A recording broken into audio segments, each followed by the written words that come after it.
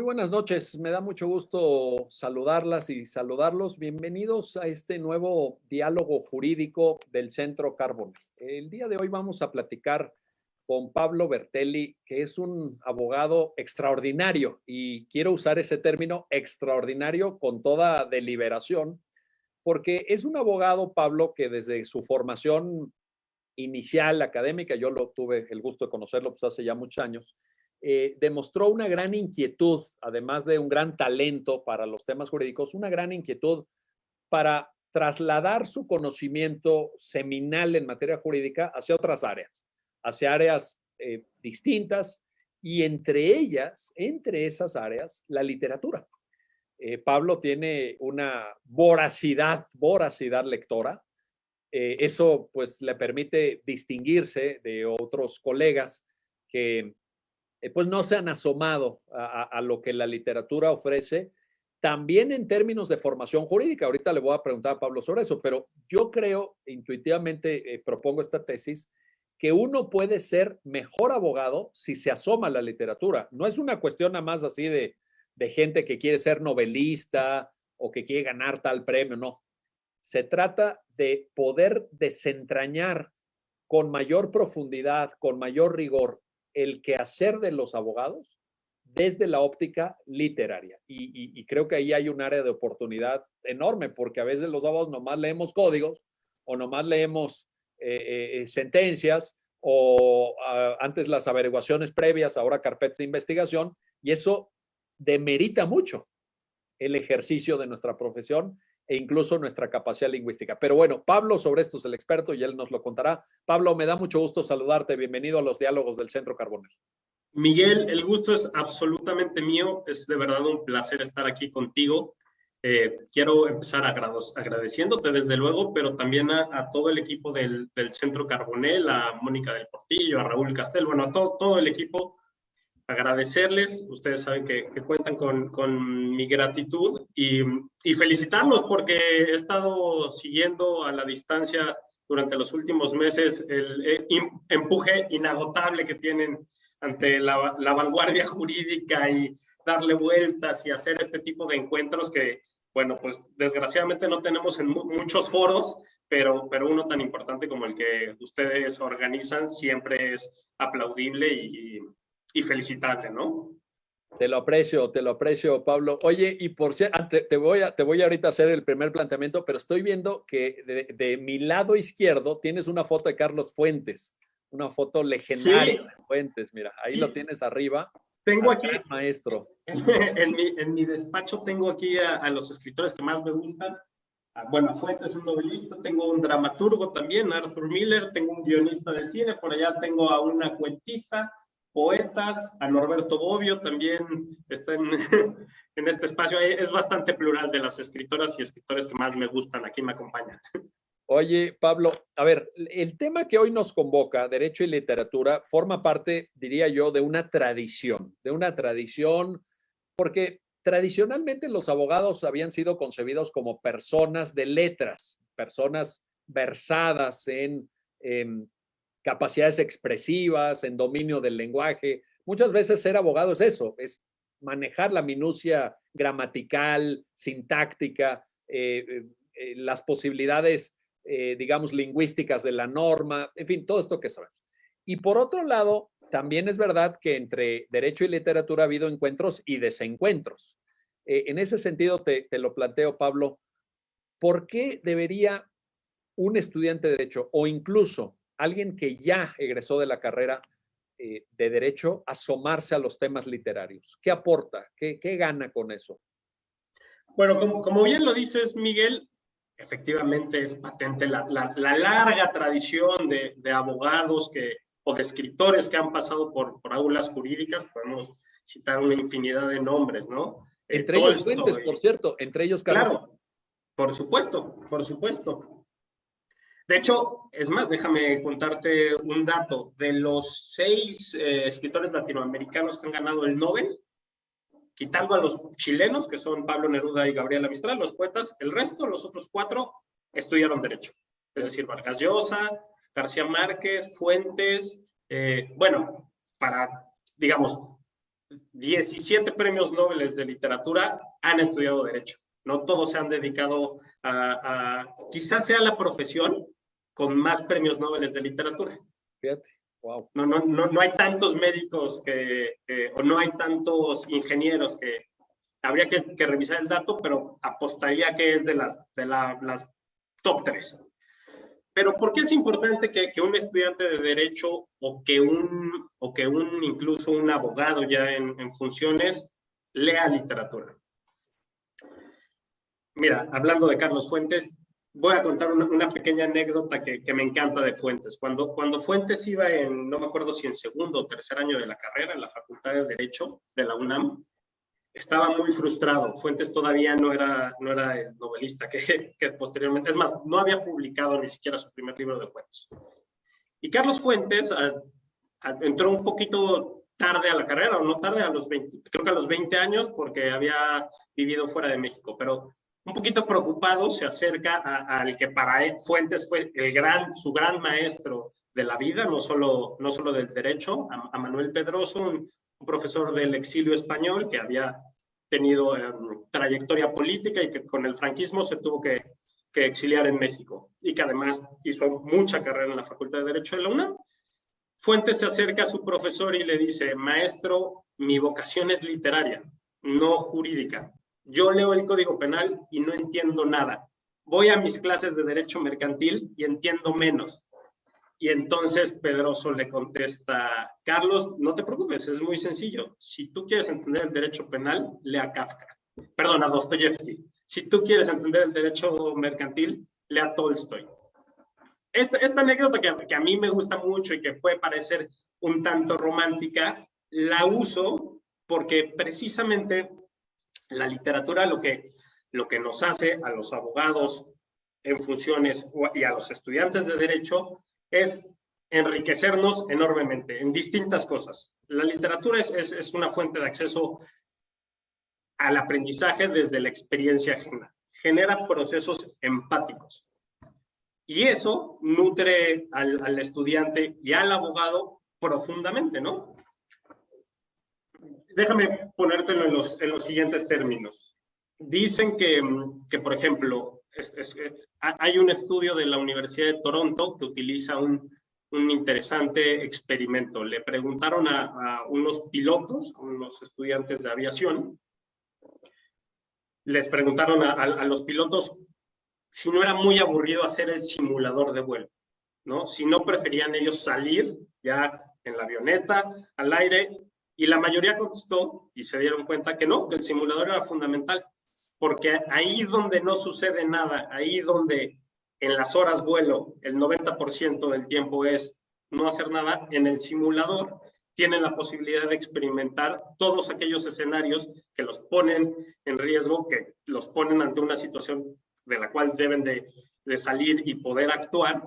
Y a mí me gusta hacer esta analogía con la literatura. Para el derecho, que parecería que se encierra simplemente en el código o en esta cotidianidad de trabajo jurídico, imagino perfecto incluso a un notario o a un fiscal que se sienta abrumado con la cotidianidad. La literatura, entrar a nuevas historias, generar esos procesos empáticos, les da la posibilidad a los abogados de imaginar, de ponerse en esa situación y de decir: mira, ¿cómo actuaría yo en consecuencia? Y eso tiene resultados, o sea, ese rompimiento a través de la ficción, de la lectura, de la literatura, tiene resultados directos en la vida cotidiana, en el ejercicio de la profesión. Digamos que en un primer planteamiento yo diría eso, además de enormes ventajas que le da a un estudiante leer literatura para hablar mejor, para escribir mejor, para pensar mejor, yo te diría. Oye, y en ese sentido, ¿puede ser la literatura, digamos, obviamente este enriquecimiento que mencionas, estoy totalmente de acuerdo, y habría que repetirlo 200,000 veces, vaya, hasta que todos lo tuviéramos claro. Pero también puede ser, Pablo, te pregunto, la literatura vista como una crítica a la realidad jurídica. Puede, digamos, obviamente el proceso de Kafka, ¿no? Típicamente, pero estoy pensando en algo más contemporáneo. Citaste hace rato a Vargas Llosa. En La fiesta del chivo, esta novela que Vargas Llosa escribe sobre el dictador Rafael Leónidas Trujillo de República Dominicana, hay una defensa implícita del constitucionalismo. Yo cuando daba clases de licenciatura en la UNAM, daba derecho constitucional o derecho humanos y les sugería, no les encargaba, les sugería a los alumnos que leyeran La fiesta del chivo para entender la lógica del Estado constitucional y de los derechos humanos. Porque Vargas Llosa en esa novela retrata a un tirano que como tal no tiene límite, o sea, no hay un poder judicial independiente, no hay un control parlamentario, y que llega a un nivel de enloquecimiento tal que ya pone en duda la dignidad hasta de sus propios colaboradores, cuando les dice, ustedes me tienen que traer a sus hijas cuando ya estén en edad núbil, ¿no? Cualquier cosa que ello signifique, me las tienen que traer porque su primera relación sexual va a ser conmigo, ¿no? Y entonces, eso es una muestra de lealtad. ¿Ustedes son leales a mí o no son leales a mí? Sí, sí, señor. Bueno, pues tráiganme a sus hijas. Entonces, imagínate ese nivel de abyección, ese nivel de llegar a una situación ya sin límite, nada. Para eso sirve el Estado constitucional, para que alguien no pueda decirte, tu prueba de lealtad va a ser que me entregues la virginidad a tu hija. ¿Puede ser, Pablo, te pregunto, la literatura vista como una crítica también a una realidad jurídica, política incluso, que no nos agrada? Es que déjame ponerlo así, Miguel. Yo creo que es el mejor vehículo para criticarlo. La literatura pone en tela de juicio al derecho constantemente, al derecho y a la política en sentido amplio. La novela que mencionas y que recomendabas en los cursos de Derecho Constitucional en la licenciatura de Vargas Llosa es una obra maestra, y yo creo que a mi gusto, entre las dos mejores de Vargas Llosa. Sí. Es más, las dos obras de tiranía de Vargas Llosa, Conversación en la Catedral y La fiesta del chivo, una del año 2000 y otra de los 70, son magistrales para enseñarnos, para realmente entender cuál es la importancia de la división de poderes, cuál es la importancia de los contrapesos, cuáles son los límites y qué tan atroz puede ser una tiranía, ¿no? Como las que nos presentan. Yo estas dos novelas las leí precisamente cuando estudiaba Derecho y me hizo clic, me hizo absolutamente clic entender, estar leyendo por un lado las vanguardias, los derechos, las garantías, demás tratados y además esto, pero sí, la literatura es un lugar que constantemente critica la realidad social, critica el derecho, se adelanta a los problemas y además, permíteme decirlo así, hace mover al derecho, o sea, hace que el derecho se mueva en ese camino. Muchos de los derechos humanos que hoy vemos con absoluta normalidad o que tenemos, tuvieron una realidad ficticia antes que una garantía jurídica, ¿no? Ya cuando el voto para las mujeres de 53 en México no era una realidad, ya había en México novelas y ficciones que decían, las mujeres votan,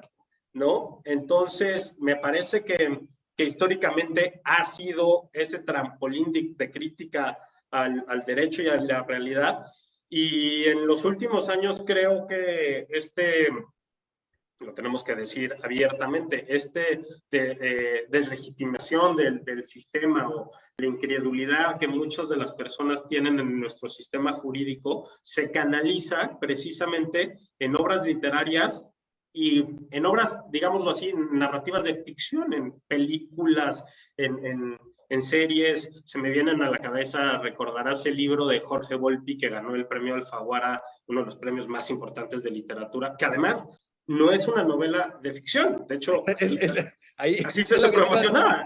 Oye, qué bueno que pones ese ejemplo, Pablo. Es genial el ejemplo que acabas de poner porque es curiosa la construcción que hace Volpi en ese libro, porque es una novela sin ficción, con lo cual uno, definido así por el propio autor, dice, esta es una novela, ¿no? El título es una novela criminal, pero dice ya en el contenido del libro, bueno, es una novela sin ficción, lo cual uno dice, ¿no? Así como, ¿de qué producto me estás hablando? ¿No? Eso es como no sé, un bistec sin carne, ¿no? Dice, pues no, pues a lo mejor será otra cosa, pero bistec no será, ¿verdad? A lo mejor no será novela, pero ese es un libro Es un libro impresionante. Y además, Miguel, es un libro, digamos, es una clara muestra de cómo la literatura sí puede retomar algún, o sea, de cómo la literatura puede serle funcional al derecho. Que los abogados leamos literatura, podemos llegar a ver ciertas cosas que no tenemos en nuestro mundo, en nuestra burbuja encerrados, y nada más vamos a estar leyendo sentencias, códigos y tratados de los profesores que nos dan clases, ¿no? Ahora, en ese libro, qué bueno que lo mencionaste, Pablo, en ese libro Jorge Volpi se da pocas libertades creativas, creo yo.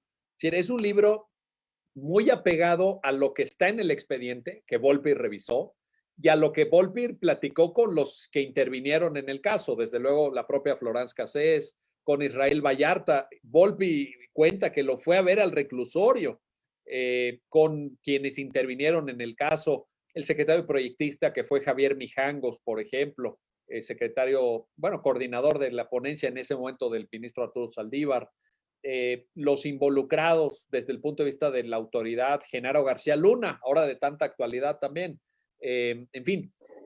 Y en las hipótesis que yo en algún momento esperaba en la lectura del libro, cuando iba avanzando en la lectura del libro, yo dije, bueno, aquí Volpi nos va a decir, el expediente dice A, B y C, la Corte luego señaló A, B y C, pero yo creo que lo que pasó en realidad es esto. Y en el libro no aparece. Aparecen 2, 3 pinceladas que son muy raras, donde dice, es que Israel Vallarta, que era la pareja sentimental, Florence Cassés, tenía una relación homoafectiva con un integrante de la comunidad judía, y entonces este señor se puso celoso de que Florence era la novia de Israel, y la quiso sacar de la jugada, pero a la vez se la cobró cara a Israel. O sea, pero fuera de esa mención y alguna otra, no hay mucha creatividad. No lo digo en demérito a la obra, para mí es un librazo y aquí en el centro lo recomendamos a todos nuestros grupos de maestría. Pero ese elemento que tú citaste, Pablo, de novela sin ficción, como que lo aterriza mucho, ¿no? Fíjate que sí. De hecho, tuve la oportunidad de, hace un par de años, cuando salió el libro, de entrevistarme con un Volpi desde un mirador más literario, no tan jurídico, haciendo este diálogo. Y yo también, una de las críticas que hacía era, se restringió mucho, no se dio ya esa licencia creativa de poder ser conclusivo desde el punto de vista propio. Y él lo que me decía en su momento es que no quiso contaminar, que el proyecto desde un inicio, salud Miguel, desde un inicio era no meterle ficción. Entonces, que las virtudes del libro tenían que recargarse absolutamente en la forma en la que lo estaba contando, que sí utilizó una estructura, digámoslo así, narrativa, ¿no? Sí utilizó que eso sí, la verdad es que no es fácil hacerlo tampoco. No, y le quedó muy bien. Esa parte le quedó, es un libro de una calidad narrativa, de una estructura y todo, que no es fácil, porque el expediente judicial está muy revuelto, está muy complejo, y digamos, lo hiló literariamente muy bien, pero sobre la base de lo que consta en el expediente. Claro. Que no necesariamente refleja lo que verdaderamente pasó, ¿no? Hay cosas ahí que están sueltas. A mí, ojalá, alguien debería escribir, a mí me encantaría tener el tiempo para hacerlo, pero si no, ahí te la pongo, Pablo, la novela del caso Cassés.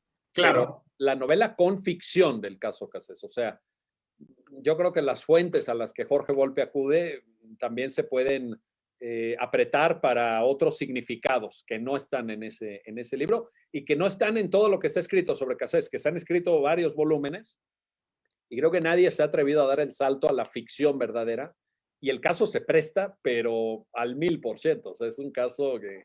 Tela de dónde cortar hay muchísimo. Si no es que alguien quizá ya lo está escribiendo, ¿no? Ojalá. A mí me encantará leerlo, lo voy a leer tan pronto salga, sin duda alguna. Oye, Miguel, pero dime. No, adelante. Pero es que se me ocurre otra hipótesis, que una de las cosas que hace bien Jorge y que en general la estructura narrativa, digamos, la estructura narrativa entendiéndola como el guionista, a mí me encanta una definición del guionista de la película Casablanca, de Julius Epstein, un viejito de Estados Unidos, guionista de toda la vida del Hollywood clásico, que dice, la estructura narrativa es muy sencilla. Primer acto, subir un personaje a un árbol. Segundo acto, aventarle piedras a ese personaje. Tercer acto, lo bajas. La magia de la literatura es poner qué acto primero, qué otro después, pero la estructura es exactamente la misma. Y eso pedagógicamente para el derecho, que creo que también leer literatura nos sirve mucho, aplicado al derecho es, creo yo, tengo la hipótesis, me atrevo a decir, que buena parte del éxito de la enseñanza del derecho anglosajón, por casos, es que sigue eso, sigue un relato, sigue una estructura que hace que el estudiante se involucre precisamente en eso, en el planteamiento, el conflicto cuando subimos y en el desenlace, ¿no? Que esto, bueno, la novela de Volpi y otras novelas lo han logrado muy bien. Ahorita te voy a preguntar, en unos minutos te voy a preguntar sobre generación de capacidades narrativas en estudiantes de Derecho. Pero antes déjame Pablo, que nos detengamos en lo siguiente. Puede ser también, de la misma forma que ahorita nos comentabas, que la literatura puede ser una crítica a prácticas jurídicas, puede ser una visión en donde actores del mundo jurídico digan cosas que en su cotidianidad no pueden decir en un expediente, pero sí en una novela. Pero te pregunto, Pablo, ¿puede también la literatura servir como una especie de acicate al cambio jurídico, a la evolución de los sistemas jurídicos para mirar un poco más allá de lo que tenemos e imaginar lo que quisiéramos tener o lo que quisiéramos ser como sociedad? ¿Le ves esa potencia al pensamiento literario? Pero también absolutamente, absolutamente sí. De hecho, son un binomio, es muy fructífero cuando la literatura señala ahí. La literatura, Miguel, recoge buena parte sea el género que sea, ciencia ficción, sea el género que quieras, tiene un componente costumbrista. ¿A qué me refiero con un componente costumbrista? A que recoge el sentir de su contexto de actualidad. Si yo ahorita imagino un futuro ficticio, es un futuro que parte de mi realidad ahorita y seguramente lo dotaré de valores de la realidad. Ese sentir, ese termómetro que sí tiene la literatura y que muchas veces avanza mucho más rápido que las normas que le damos a nuestro convivir social, tiene desde luego un potencial muy grande para que el derecho lo mire, lo analice, dialogue con él y haga avanzar ese sistema. El ejemplo que te decía ahorita del voto femenino, pero pensemos en cuestiones raciales o pensemos en ficciones que ahorita ponen en tela de juicio el matrimonio tal y como lo conocemos y que quizá en un futuro, sí, la institución jurídica cambie por completo y que ahorita la literatura, la ficción, la narrativa nos está ya iluminando ya esos temas, ese sentir social y de la realidad, que el derecho no tiene la posibilidad de correr en el mismo ritmo, ¿no?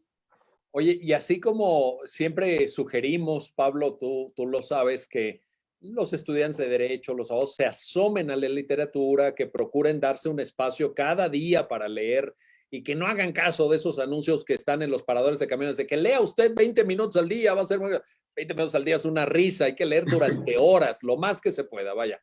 Pero aquí también, en este sentido de lo que acabas de comentar, yo les diría, pues es una tarea de literatos de también sacar el aguijón del cambio jurídico, de cómo desde la literatura proyectar qué sigue, porque aquí si no estaríamos cayendo en ponerle mucha tarea a los del sector jurídico y dejar un poco ahí a los del sector literario, ¿no? No, pues también ahí hay una tarea que hay que asumir. Pero absolutamente, cuando yo escucho una frase muy común en el mundo de las letras de cuando la literatura y la política se juntan, la primera se pervierte, ¿no? Así como, eso es absolutamente falso. Toda literatura tendría que ser política y creo que también el mundo literario tiene una deuda muy grande en asumir esa responsabilidad social y intentar construir canales, nexos, puentes con actores políticos y con actores jurídicos, desde luego. Eso te la compro por completo. Oye, pero quien diga que la literatura se tiene que distanciar de la política se ha perdido una buena parte de la tradición occidental que nos ha formado la mayor parte de nosotros. Y solo para poner los ejemplos más obvios y más recientes, desde El Coronel no tiene quien le escriba, Yo el Supremo, toda la literatura de tiranos, el mismo Vargas Llosa, o sea, Miguel Ángel Asturias, todo esto de toda la progenie de crítica a las dictaduras latinoamericanas, híjole, pues que si no es política eso, pues tú dime qué es, ¿no? Pues eso es hacer política desde la literatura. No, hombre, es que tú ahorita citaste, digamos, el boom latinoamericano de los años 70 y 80, pero es que en particular de Occidente y en particular Latinoamérica, siempre la literatura ha sido un acto político. Cuando hace 500 años, ahorita que estamos en el marco celebratorio o recordatorio de los 500 años de la conquista, debe saber, el público recordará que la literatura era un acto prohibido. Cuando el Quijote llegó a América, tan solo 3 meses después de la publicación en España, estaba prohibido leer el Quijote y estaba prohibido escribir novelas. Escribir novelas siempre era una subversión política. Todavía al día de hoy, porque digamos, bueno, sí, Vargas Llosa, pero García Márquez, a ellos les tocaron toda la época de las dictaduras latinoamericanas, ¿no? Hombre, al día de hoy sigue siendo un acto político. Hace un par de semanas el escritor peruano Santiago Roncagliolo, que también ha ganado infinidad de premios y digamos que es de la élite literaria latinoamericana actualmente, fue censurado, fue muy, muy famoso que en Sanborns su nueva novela que habla de la pederastía de la Iglesia Católica no se vendía en Sanborns, ¿no? Entonces hizo una carta al ingeniero Carlos Slim y finalmente le dieron luz verde, pero eso sigue pasando hoy en día, ¿no? Sigue habiendo límites, censuras. ¿Y por qué? Porque se sabe que la literatura es un instrumento que sirve muchísimo para romper statu quo de algunas condiciones políticas que ciertos grupos de poder no quieren mover y sigue pasando. Desde luego que es un motor del cambio cultural que hace caminar al derecho y que también está, desde luego, penetrado por la política, ¿no? Oye, y en este sentido, qué bueno que citaste este ejemplo de Sanborns y de Santiago Roncagliolo, porque te quiero preguntar lo siguiente, Pablo, antes de que pasemos a esto que te anunciaba de las capacidades narrativas de estudiantes de Derecho y todo esto que a nosotros nos encanta, pero antes, el mundo literario, a ver qué opinas, Pablo, tiene que ser absolutamente libre, puede tratar temas de pederastía, puede tratar temas de torturas, de desapariciones forzadas, de violaciones sexuales, con toda la violencia que sea necesaria, etcétera, o tiene que imperar una cierta mesura, un self-restraint literario. Te pongo dos ejemplos muy diversos, muy diferentes en geografías y en épocas, etcétera. Hay un autor norteamericano de novelas que a mí me gustan mucho porque además son novelas tipo así como disfrazadas y eso, que se llama Don Winslow, que escribió una trilogía sobre cárteles de la droga. El primero se llama El poder del perro, el segundo se llama El cártel y el tercero se llama La frontera. Y Don Winslow en ese libro narra a un supuesto integrante del cártel de Sinaloa, que bueno, no lo menciona por su nombre, pero que pues todo el mundo identifica con el Chapo Guzmán, ¿verdad? O con alguna variable sinaloense de ese tipo de liderazgos, y describe actos de tortura, pero con un nivel gráfico, caray, que dices, ay, no, así que de repente lo vas leyendo y hasta se te pone chinita la piel porque es, caramba, no hacía falta, o sea, con que lo hubieras anunciado, ¿no? Es suficiente, ¿no? Eso por un lado. Y ahora, cambiando de registro, lo digo así abierta. Fernando Fernán Gómez, un novelista español, actor muy famoso, ya fallecido, alguna vez escribió un libro donde dijo, la imaginación es el único y verdadero lugar sin límites. Si hay algo que no tiene un límite, es la imaginación. En el contexto actual, Pablo, y se lo pregunto a un escritor joven, a alguien como tú, que está en una identidad generacional, que a lo mejor esto le suena cercano, ¿qué pasa con esas críticas a ejercicios literarios desde el pensamiento políticamente correcto, desde no te metes en este tema, no pongas este enfoque? Oye, o si es novela.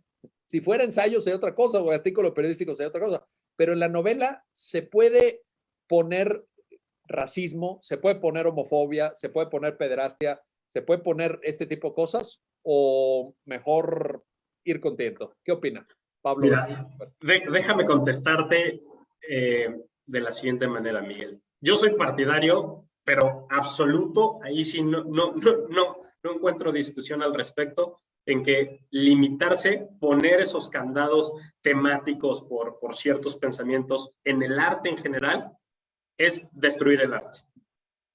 Absolutamente. O sea, pero ¿estás de acuerdo que sucede? No. En la actualidad, ¿verdad? Hoy, los propios, sí creo que es función de un artista en general y de un escritor en particular, una vez acabada la obra, cuestionarse. ¿Realmente me estoy autocensurando? ¿Me estoy poniendo candados que sigan una lógica comercial o que sigan una lógica de otra índole? Es que es necesario porque está sucediendo. Porque hay escritores, hay cineastas, hay dramaturgos y dramaturgas y directoras y escritoras que lo están haciendo, que se están autocensurando con ciertas lógicas, pero eso simple y sencillamente, desde mi punto de vista, es matar la obra artística. Ahora, y en este sentido, se me ocurrió ahorita. Y te voy a decir por qué, perdóname, Miguel, pero te voy a decir por qué, porque tú decías, poner una escena cruel, violenta, una violación infantil o el peor de los asesinatos en realidad, si lo imaginas, es que pasa en la realidad, digamos, ¿no? Sería como decir, perfecto, tenemos un mundo ideal y una realidad atroz que nos devora, ¿no? Entonces, ¿cuál sería el sentido de la literatura si se pusiera esos candados propios, ¿no? Pasa en la realidad. Por ejemplo, en el caso que yo te citaba de esta trilogía de los cárteles de la droga de Don Winslow, o Don Winslow habló con algunos integrantes de grupos criminales o habló con policías, porque la capacidad de narrativa o estuvo en actos de tortura, que no creo, ¿verdad? No creo. Me voy por las primeras hipótesis, pero el nivel de detalle con el que lo cuenta es de alguien que está muy informado, está muy cercano a una realidad. No es tanto que lo hayas imaginado, sino que efectivamente eso pasó. Entonces, ahí el tipo se documentó, sí. pero, o sea, es imposible que tenga esas escenas, esos pasajes, sin estar de primera mano conociendo la situación y cómo opera todo. Oye, ¿y qué pasa cuando esa ficción refleja actos quizá no socialmente aceptados o actos, digamos, de conductas convencionales o, digamos, ortodoxas en la sociedad, sino más bien en una visión heterodoxa, minoritaria tal vez, etcétera, que reflejan en realidad experiencias de vida del propio escritor? Porque así como tú decías que hay un contexto en el cual el escritor se condiciona y no puede evadirse de la época que le tocó vivir, del país en el que le tocó nacer, de cómo experimentó la política, etcétera. También hay, dicen algunos, ¿verdad? Toda literatura es un ejercicio de autobiografía, de una manera directa o indirecta. ¿Qué pasa con ese tipo de experiencias en donde el escritor proyecta actos, digamos, no socialmente correctos? Y te pongo un ejemplo que tú conoces muy bien, Philip Roth, este gran novelista norteamericano. Ahí lo tengo también. Ahí lo tienes a Philip Roth. Bueno, pues mira, ya somos aficionados de los mismos escritores. Entonces, Philip Roth, por ejemplo, en El mal de Portnoy, esta famosa novela tan criticada, ¿no? Por toda la temática sexual que tiene, o en las novelas ya más pequeñas del último Philip Roth, del Philip Roth de la última parte de los años 80, los años 90, donde profesores seducen alumnas, ¿no? Y lo digo así tal cual porque pues están en las novelas de Philip Roth, no estoy inventando nada, y se acuestan con ellas, etcétera, faltando un poco a la ética, creo yo, docente, porque, y algunas eran exalumnas también, pero en fin, en esta misma lógica, eso, ¿cómo se valora? ¿Se puede separar la calidad literaria de la biografía también? O si tú tienes una biografía cuestionable, luego padece tu literatura y tus libros tienen que ser puestos en duda. ¿Cómo lo ves?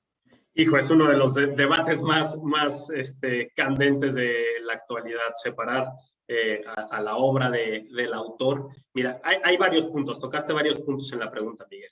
Primero, yo creo que esta llamada autoficción, es que eso que llamamos, o toda literatura autobiográfica, es completamente cierto. Toda literatura, en mayor o menor medida, tiene algo de quien la escribe. Escondida o no, develada o no, toda la literatura es autoficticia.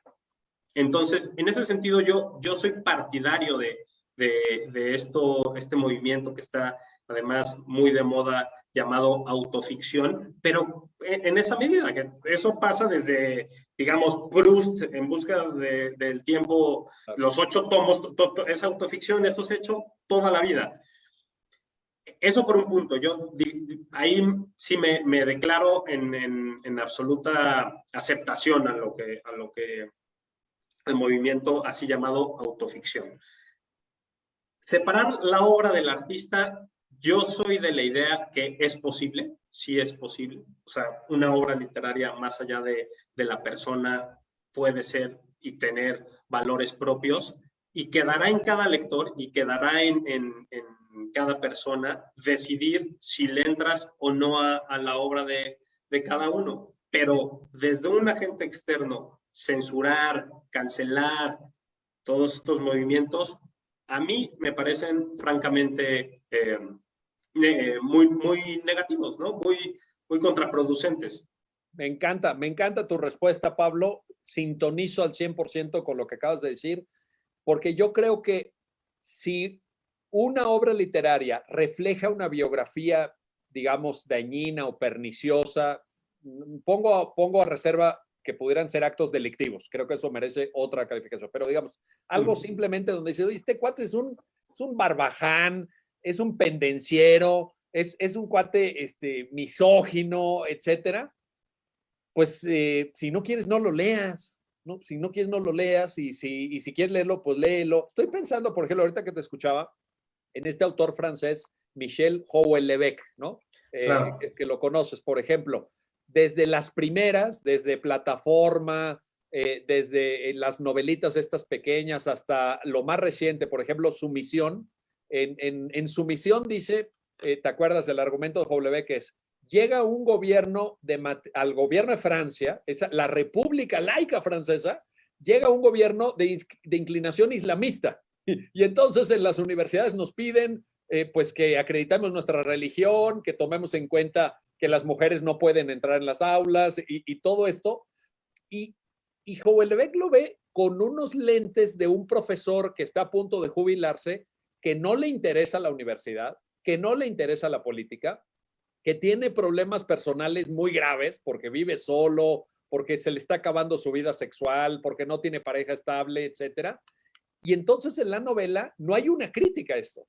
No hay un párrafo donde Houellebecq dice, cuidado, ciudadanos franceses, no se vayan a dejar seducir por el discurso político islamista, no vayan a dejar que perdamos la laicidad que define el corazón político de Francia, no vayan a permitir estos avances en contra de los derechos. No, esa crítica no la hay. Simplemente en esta visión, no sé, amarga, propia de las novelas de Houellebecq, esta visión, ¿no? Nihilista tal vez, dice, híjole, pues pasó esto.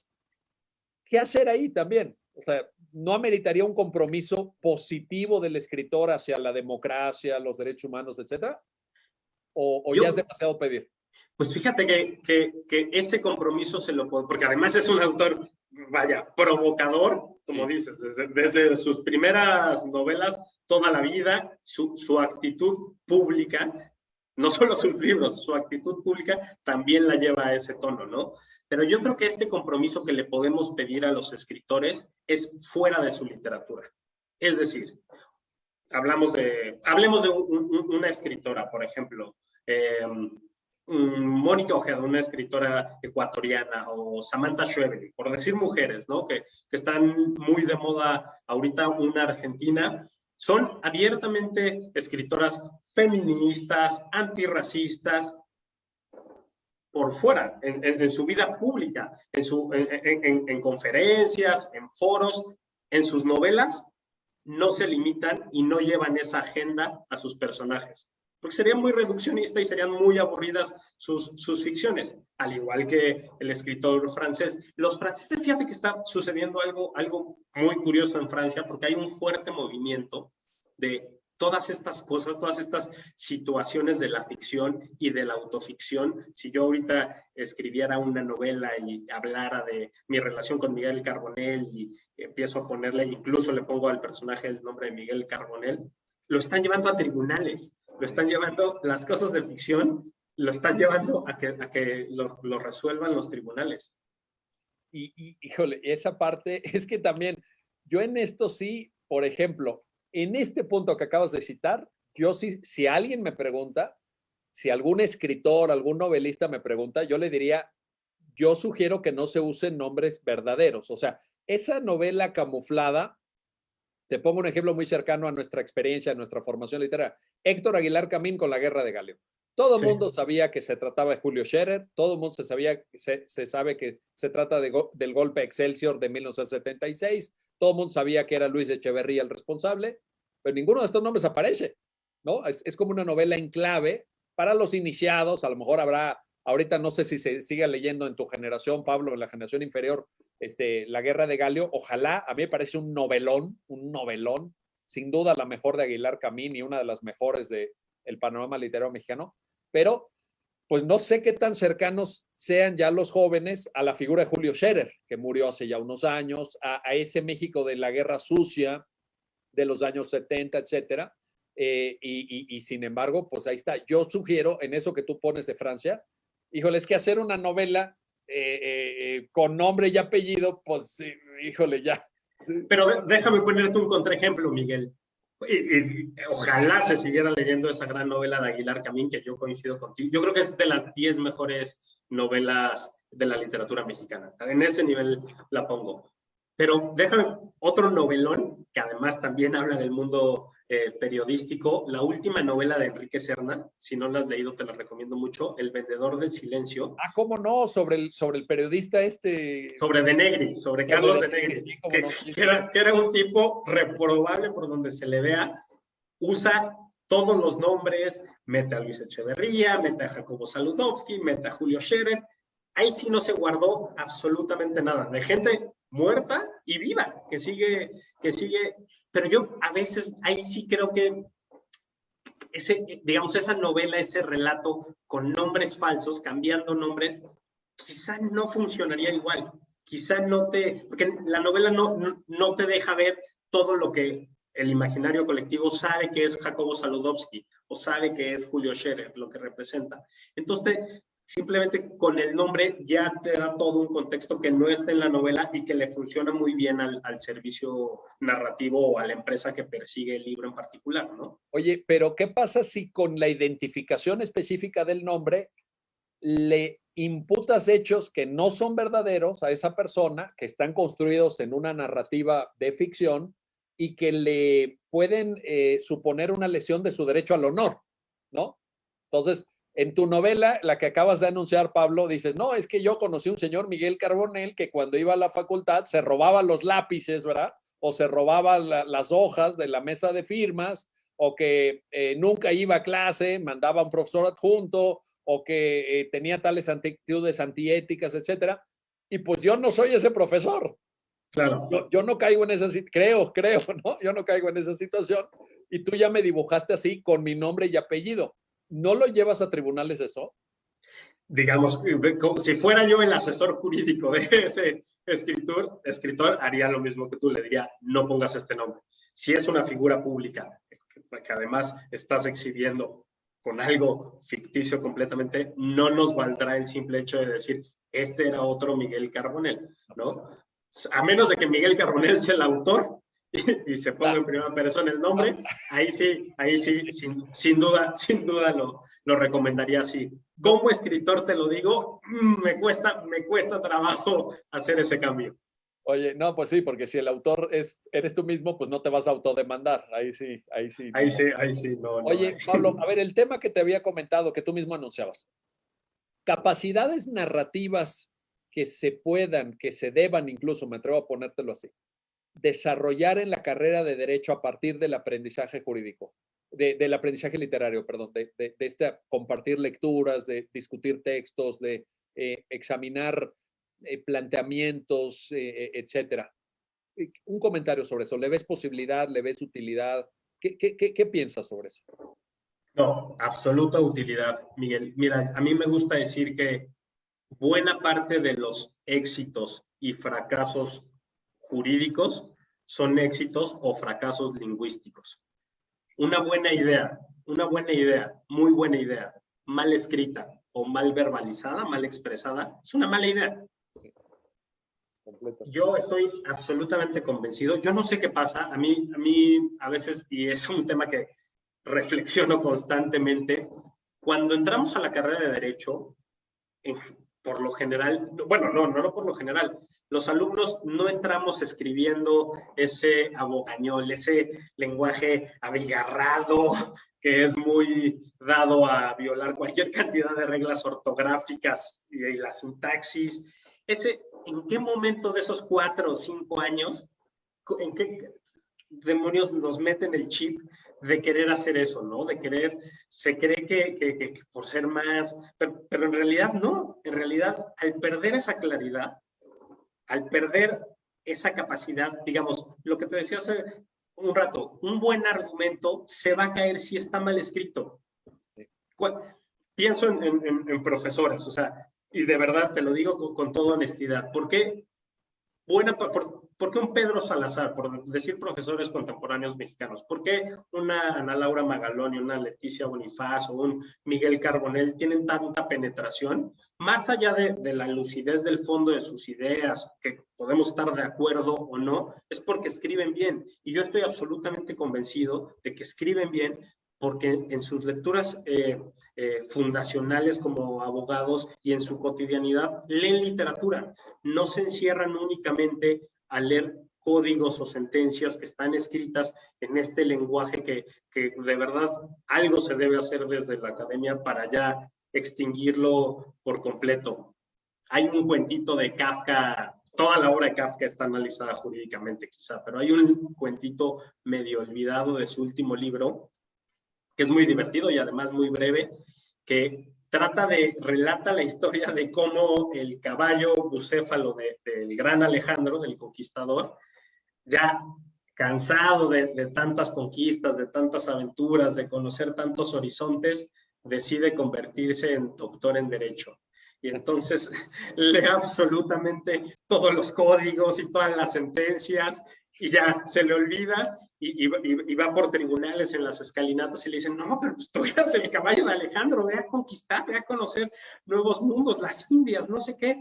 Y el tipo se encierra en los textos jurídicos, pierde absoluta creatividad, pierde cualquier capacidad de llevar nuevas ideas y de tener la pasión por seguir conquistando y por el horizonte. Es muy divertido. Y yo creo que eso en buena medida refleja, y es una crítica de Kafka, y que es lo que pasa cuando en esta intención de leer y leer y leer y leer más derecho y de únicamente intentar nutrir nuestro conocimiento jurídico a través de textos formal o estrictamente jurídicos, nos pasa, acabamos herméticos, encapsulados en una burbuja, y estoy absolutamente convencido, no tengo ninguna duda de que leer literatura ayuda a un estudiante de Derecho no solo en el fondo, no solo a pensar mejor, sino también a expresarse mejor, ¿no? A hablar mejor. Oye, y en ese sentido, en tu experiencia como abogado que eres, pero también en esta vertiente literaria que igualmente compartes, ¿cómo ves el uso de la literatura para detonar la imaginación de un estudiante de Derecho? Porque de pronto en temas, en materias de práctica procesal, les decimos a los estudiantes, oye, a ver, plantea una teoría del caso, o sea, contesta la pregunta, ¿qué pasó? Y entonces el estudiante dice, híjole, pero dame herramientas, no, pues tú imagínalo, tú di, ¿cuáles son tus escenarios alternativos? A ver, te doy 2, 3 pistas, pero tú imagínalo. Yo veo ahí a muchos estudiantes, no todos, pero algunos muy limitados. muy limitados, que casi si no pueden citar un artículo, si no pueden citar una tesis de jurisprudencia, ya no saben qué plantear, argumentativamente hablando. También en esa parte de la imaginación, Pablo, más allá de la expresión de calidad y todo eso que acabas de decir, con lo cual estoy totalmente de acuerdo, pero ¿y la imaginación? Yo creo que tocas el punto más importante y es lo que produce la literatura, lo que mayor. Este simulador de vuelo que intentaba hacer la analogía al principio de la charla, Miguel, es justamente la mayor ventaja que le puede dar a un abogado el leer literatura, el consumir narrativas ficticias, generar procesos empáticos que nos pongan en situaciones donde normalmente no vamos a estar y que nos hagan reflexionar y que nos hagan darle soluciones creativas a esas problemáticas. Ese problema que tienes con o con parte de tus alumnos tiene toda la lógica. Si nunca se han enfrentado en su vida diaria con este tipo de problemáticas, pero tampoco en escenarios ficticios, en escenarios donde puedan leerlo y donde lo puedan resolver, por lo menos en la mente, ¿cómo aspiramos a poder tener procesos creativos, ¿no? Me parece que la literatura es un detonador a la creatividad absoluto. Digamos, eso sí hay pruebas científicas, no solamente lo estoy diciendo porque sea un tema que a mí me gusta y que voy por el mundo difundiendo, sino que eso sucede cuando tú lees literatura, cuando tú estás en ese proceso de enunciación mental, se activan los neurotransmisores y se activan las partes cerebrales que se activan cuando estás en una situación similar. Cuando vives una situación similar, se activan exactamente las mismas zonas cerebrales y la química cerebral empieza a funcionar de la misma manera que cuando lees. Eso, desde luego, sirve precisamente para generar estos procesos empáticos y para aterrizar procesos creativos en estudiantes de derecho y de cualquier carrera. Híjole, ojalá que esto se tome muy en cuenta en la formación de nuestros jóvenes y que en ese caudal de lecturas que son normales en la carrera, que ahora ya, por cierto, tampoco son tan cuantiosas como antes, porque ahora ya los alumnos dicen, no, hombre, me dejaste leer 100 páginas, ¿cómo crees? Ya es demasiado. Cuando antes leíamos, híjole, miles de páginas, ¿verdad? Ahorita 100 páginas en un semestre ya los está torturando, pero bueno, lo dejo eso para otro tema, pero sí que en todo caso sean 100 o sean 5,000 páginas las que leas en un semestre, que lo acompañes de literatura también. Yo desde la prepa, me acuerdo muy bien en la prepa, yo me hice en ese momento por razones de quedar bien con mi entonces novia, ¿no? De no quedarme atrás, porque ella era muy aficionada a la literatura, y dije, pues yo también voy a intentar, pues para que no diga, oye, este novio con el que ando es un imbécil, ¿verdad? Yo dije, no, pues yo también, ¿verdad?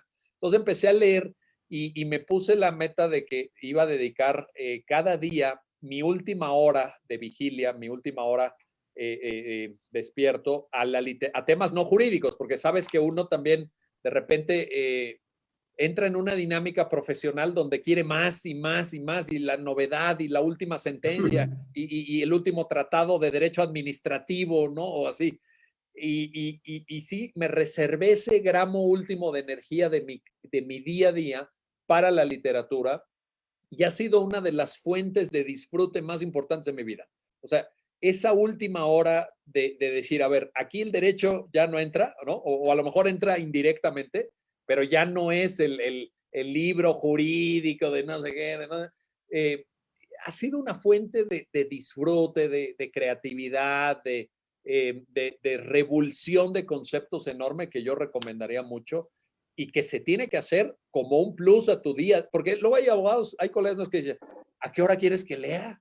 O sea, ¿quieres que además de todas las carpetas, de todo el expediente y todo, y que llegue yo a mi casa a leer? Pues, ¿a qué hora? ¿Cómo? ¿Con qué energía? Pues hay que echarle ganas, ¿no, Pablo? Porque además, otra virtud que tiene ahorita y en medio de esto que se ha llamado la crisis de atención, de no tener la capacidad de estar 5 minutos leyendo un libro sin ser interrumpido por una pantalla, yo creo que la literatura nos vuelve a aterrizar contra el tiempo, hacer ese ejercicio de paciencia. Siguiendo con las anécdotas, Miguel, yo así recuerdo y cada vez atesoro más esto que en el curso de Derecho Profesional, digo, de Derecho Constitucional ya hace varios años en la facultad, recuerdo que llegabas siempre con digamos, más allá de la bibliografía formal del curso, llegabas con paquetes enteros que dejabas en el escritorio y que cuando te ibas se quedaban ahí para que los estudiantes pudiéramos ir a recoger algo. Y de todo lo que dejabas ahí, no había absolutamente nada, por decirlo así, jurídico. Había suplementos culturales, había un semanario científico, había novelas, había revistas. Entonces yo en ese momento no lo entendía bien y decía, mira, qué generoso es Miguel Carbonell con sus estudiantes de la UNAM, que quizá no tenemos la posibilidad de comprar el suplemento Babelia o nos lo está regalando. No me daba cuenta que en realidad lo que estabas haciendo era extender la bibliografía obligatoria del curso e invitarnos a que si queríamos ser abogados, si queríamos ser buenos abogados, no solo teníamos que leer derecho, ¿no? Teníamos que ampliar nuestro horizonte, teníamos que leer literatura, teníamos que hablar de otro tipo de narrativas. Oye, pues gracias por recordar esa anécdota de esa parte de mi biografía académica tan grata que fueron esos más de 20 años siendo profesor de la Facultad de Derecho de la UNAM, donde tuve el privilegio, entre otras cosas, de darte clase a ti también. Y te aprecio mucho que lo hayas recordado, Pablo. Y ya para acercarnos al final de esta gratísima conversación, que la estoy disfrutando muchísimo, Pablo, algunas sugerencias bibliográficas, algunas sugerencias de derecho, de literatura. Tú que tienes esta visión enriquecida, ampliada, ¿qué nos puedes sugerir? Te voy a dar, y es un libro de este año. Creo que es un libro, así déjame decirlo, que todo abogado, todo operador jurídico tiene que leer. Se llama El Invencible Verano de Liliana, de Cristina Rivera Garza. Ya. Es en la misma lógica de Volpi. Yo creo que este libro es aún mejor.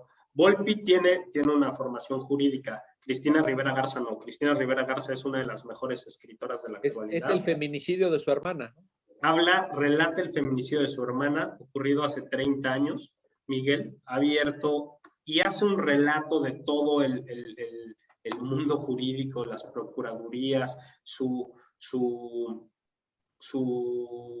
andar por todos estos lugares tan complicados que pueden ser para alguien ajeno al derecho. De verdad, es una lectura que recomiendo profundamente, que creo que todo abogado tiene que hacer, que toda abogada debería de estar leyendo. Lo encuentran en todas las librerías, es de literatura Random House y es una novedad desde este año.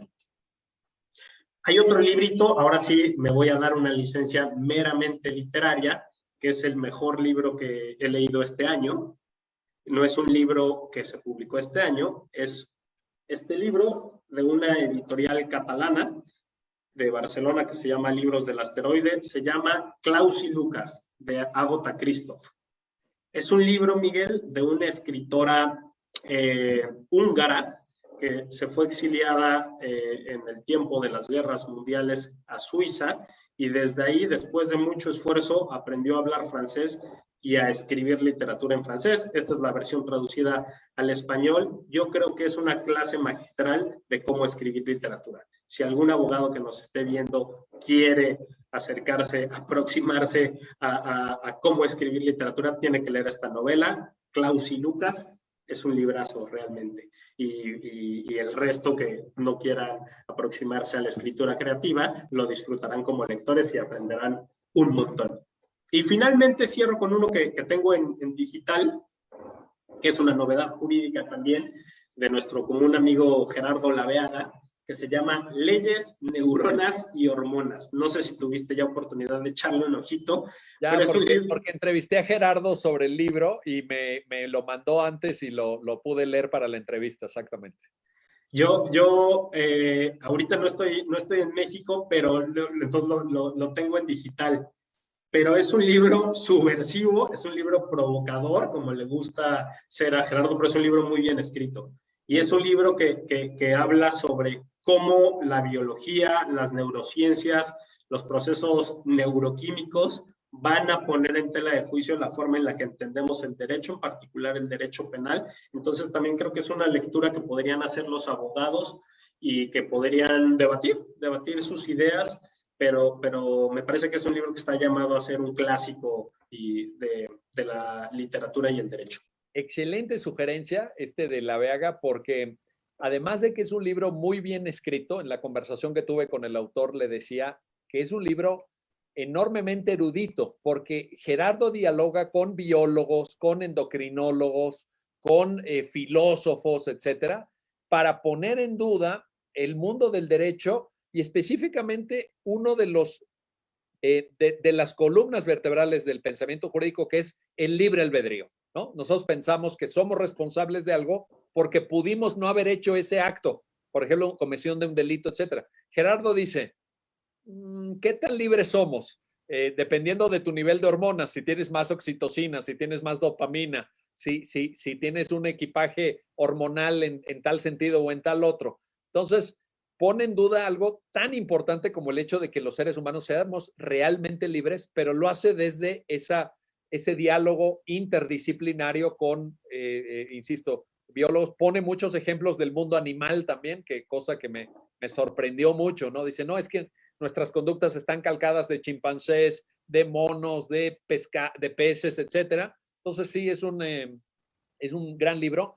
Y nada más para cerrar esto, Pablo, también ahora que decías lo de Rivera Garza, que es una súper novelista, es una autora, además muy entregada a una vida literaria, a una vida de ascetismo literario, de dedicación, tipo Philip Roth, ¿no? Cada quien en su contexto, pero con ese nivel de obsesión por la literatura. Me estaba acordando de esta otra novela de un autor que citaste tú, Santiago Roncariolo, que se llama Abril Rojo, y que también es una narrativa, ¿te acuerdas? De procesos judiciales, en este caso peruanos, lo de Rivera Garza pues es mexicano, pero de procesos judiciales que también nutren la ficción, nutren la novela, ¿no? Entonces, en el mismo registro, pues yo sumándome a tus sugerencias y avalándolas todas ellas, añado Abril Rojo de Santiago Roncarelli. Pablo Bertelli, gracias, mil gracias por esta conversación. Te deseo mucho éxito. Veo que lo estás teniendo porque eres una persona talentosa y eres una persona dedicada y lo fuiste desde muy joven, cuando yo tuve la suerte de conocerte en las aulas de nuestra querida Facultad de Derecho, y sé que te espera un brillante futuro, ya sea en tu registro jurídico o en tu registro literario. Ya vamos a ver más adelante a dónde lleva la vida Pablo Bertelli, pero a donde te lleve, Pablo, te deseo el mayor de los éxitos, que sé que lo tendrás. Miguel, pues no me queda más que agradecerte, mandarte un fuerte abrazo. Disfruté muchísimo esta plática y realmente agradezco que estés abriendo como siempre con esa inagotable fuerza y empuje que tienes por la promoción jurídica y por la promoción de las letras también en general. Muchas gracias, Miguel. Gracias, gracias Pablo, y gracias a usted que sigue estos diálogos jurídicos del Centro Carbonell. Los invitamos a que compartan esta información y toda aquella que seguimos subiendo permanentemente a redes sociales, en Twitter, en Facebook, en Instagram y en nuestro canal de YouTube. Gracias y hasta pronto.